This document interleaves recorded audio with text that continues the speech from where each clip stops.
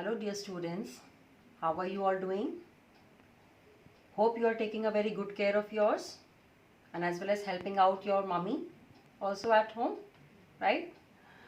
Okay, I welcome you all in a class of English grammar and today we'll start up a chapter punctuation. Okay, let us see what is punctuation. Punctuation is the use of various signs or marks to bring clarity to the meaning of a sentence. Now, as you also know this thing that there are few punctuation marks, right? While you use a sentence or you write a language, you must have heard about the capital letters or full stop or question mark. You have listened now, all these about. So, these are only called the punctuation marks. And punctuation mark is used of the various signs or marks to bring the clarity of the meaning of a sentence. Because if you don't use the punctuation marks, the meaning can be changed in the sentence. Just for example, see if somebody continuously speaks something or the other without making a pause in between or without making a comma in between, then how will you clarify the meaning of the word or the sentence? It will be not possible, right? So, to make a sentence more clear or to make a meaning more clear, the punctuation marks are used. Okay, it makes the sense of the sentence clear, right? Now, we use a full stop, a question mark or an exclamation mark at the end of a sentence. Okay, so these are also few kind of punctuation marks that are full stop, question mark, exclamation mark. Now, I have taken only one sentence and see how the meaning change when we use a different kind of punctuation mark, right? Okay, now let us see the first example. Dolphins are intelligent aquatic animals. Okay, now what I have used at the end, this is a statement, so I have used full stop.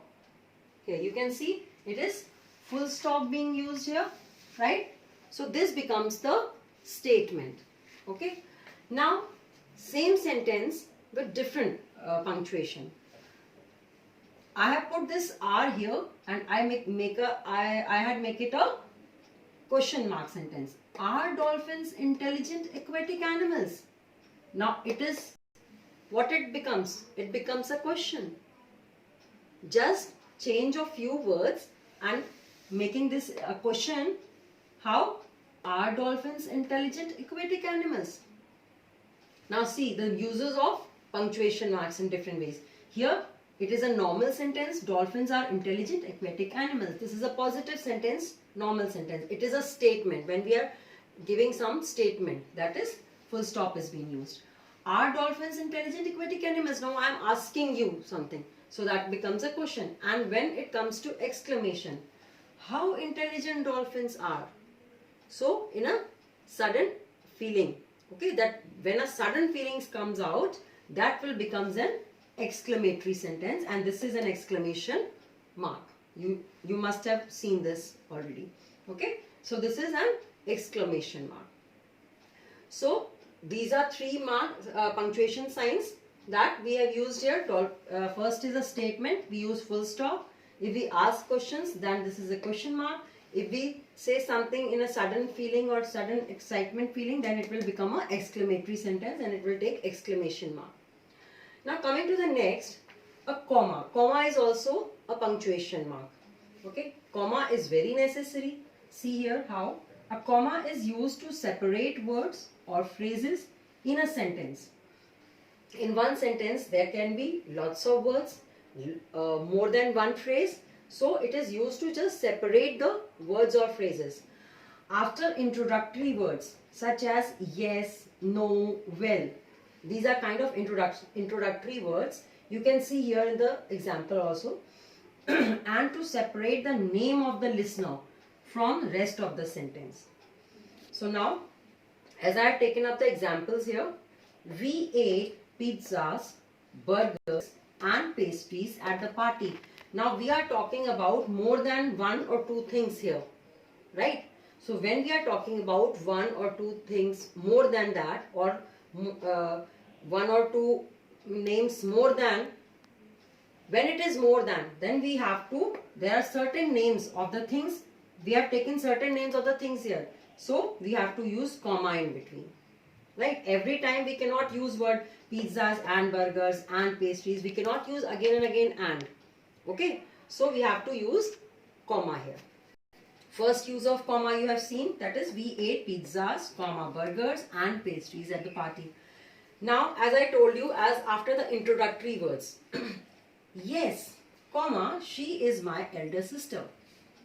For example, somebody is asking you, who is she? Is she your sister? Okay, somebody has asked you. So you have said yes. Then it should be separated with a comma. Because this is an introductory word, you have just answered the person whomsoever is asking, you have just answered the question yes. And then comma, and then the next part, that is, she is my elder sister. Okay, so this will become the use of comma here. And then again a comma, Sameer, comma, will you bring me that book? Now, to separate the name of the list from the rest of the sentence. So it is required here also, when this is the person who is a listener and you are telling something to him or to her or whomsoever, then it should be put a comma over here to separate the sentence from this listener. So here in this sentence, Sameer is the listener. So just put a comma, Sameer, will you bring me that book? Okay, so that is why this is the use of comma over here. So these are few points of comma being used. Then comes to the capital letter. This is very common, I think, to all of you, because from the very beginning we learn in the smaller classes also, it is started from there only, that first of all, whenever we start a sentence, we have to start it with a capital letter. And second, wherever the proper noun is come, then you have to use a capital letter. So these are the punctuation marks. This is using of capital letters. And one more thing is that the pronoun I is always written in the capital letter only. Maybe it is coming in the between of the sentence. For example, can I have your book please? Okay, so I here is coming in between, right? But still it has to be written always within a capital letter only. Okay, and then because C, why I have written C in a capital letter? Because this is the starting of a sentence. So always remember that whenever you start a letter, you have to write with a capital letter, and either pronoun is coming I, then it should be in the capital letter, or if any proper noun is coming, then also it should be in a capital letter. So this is one more punctuation mark. And coming to the next, we use an apostrophe to show belonging. Belonging, you know that belonging is possession of somebody. Okay, that belongs, the thing belong to somebody is showing the belonging. So we always use apostrophe to show the belonging, or in contractions. Contraction means when we make a word smaller. Okay, for example, I will. So we omit the two words and put an apostrophe, and we'll say I'll. This is a contraction. This is called contraction. Or we will. Okay, so we just write in a contracted form we and apostrophe and double L, that is will, right? So these are the see, I have given the examples also how you use apostrophe to show the belonging. For example, Shaina's boutique. Now Shaina's means that this boutique belongs to Shaina, that is Shaina's boutique. Maya's bag. So this apostrophe S shows that bag belongs to whom? To Maya. This is Maya's bag. Okay, or this is an example of I will. It is written in contracted form, I apostrophe and double L. I will. Okay, this is I will written in a contracted form. So here we have used apostrophe sign. Okay, this is apostrophe. We have written it in a contracted form, I will. Okay, so WI, the two words are omitted and double L is written and the apostrophe sign has been put here. So this make it a word contracted form. Okay. Then the last one is quotation. We use quotation marks to enclose the exact words spoken by a person. What does it mean? See, we have listened the inverted commas. Okay. So when somebody has spoken some words, that is kept between the two inverted commas. You must have seen in your literature book whenever you read a story, right? Sometimes it has been written, the words are written in inverted commas, starting with inverted commas and ending at inverted commas. So those are the words that are spoken by a certain person, and that words cannot be changed. Okay, that is the same words that is being kept in the inverted commas. So there also that inverted commas, or you can say quotation marks, this is also a kind of punctuation mark. Okay, so here I have given you the example, what a wonderful painting. Okay, so this is an exclamation sentence. First of all, what a wonderful painting, exclamation mark is being put here. Secondly, it is exclaimed by Smita. Who said these words? It is exclaimed by Smita. So I have used the inverted commas, or you can say quotation marks. Here you can see in the starting, here it has been put, and at the end of exclamation mark, it has been put here this sign. And these are called quotation marks. Okay. So this is all about the punctuation marks. What you have read here is the full stop, and then the question mark, the exclamatory marks, and then use of comma, and then you can use the capital letters where you can use, and then the use of apostrophe, and then the use of quotation marks. Whenever somebody speak that word, that word spoken by somebody will always be kept in inverted commas. Okay, so this is all about punctuation marks, children, and now I have a little bit of practice worksheet for you. Now there is a practice worksheet.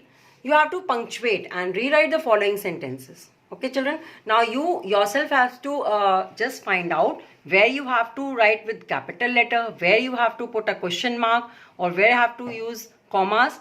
Read out the sentence and you can make it out. First sentence, is it yours? Second sentence, I will show you my photographs. Third sentence, Shiva is having 2 pencils, 1 eraser, 2 pens and 1 scale. Fourth, who is your friend? Fifth, what a pleasant weather is it? Sixth, Rajesh brought a pen. Seventh, no, I am not going on picnic. Number 8, this is Mayank's book. Ninth, will you do my work? Number 10th, Delhi is the capital of India. Number 11th, Leo Tolstoy's story, Ilias, was very good. How amazing this art is. Number 13th, I had a burger, chips and cookies. Number 14th, yes, that is Bobby's younger brother. Number 15th, what a beautiful outfit, exclaimed Kriti. Okay, this is a little bit practice worksheet for you, and I hope you can do it very easily. So I hope you understand the chapter punctuation, children. Till then we meet next time. Stay tuned. Goodbye.